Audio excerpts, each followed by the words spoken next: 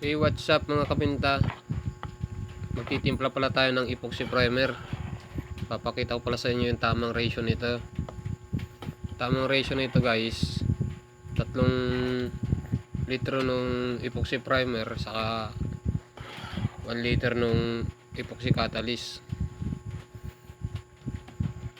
Saka pagka compressor ng ating gagamitin guys, dagdagan natin siya ng epoxy reducer para hindi siya masyadong malapot, para maganda siyang i-spray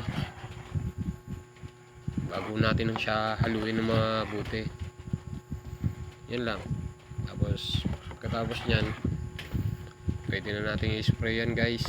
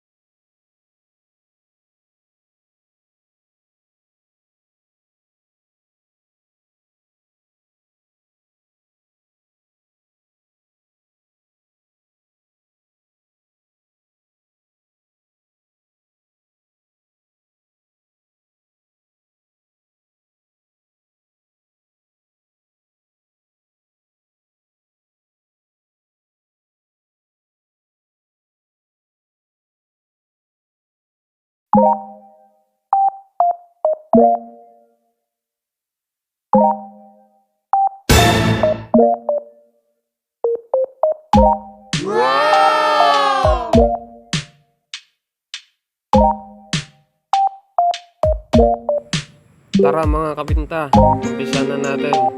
Samahan ninyo ako sa uli para makita ninyo yung ganda ng finish ng aking ginagawa.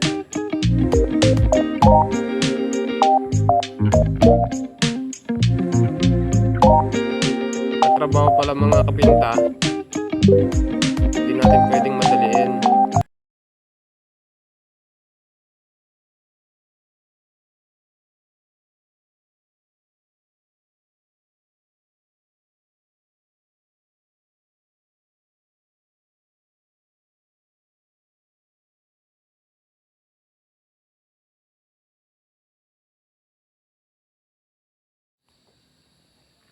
Ito na pala mga kapinta yung aking ginawa.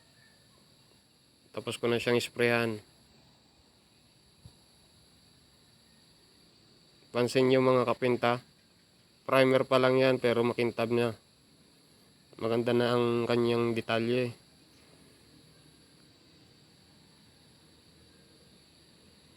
Salamat pala sa inyong suporta, panunod sa aking video. God bless you.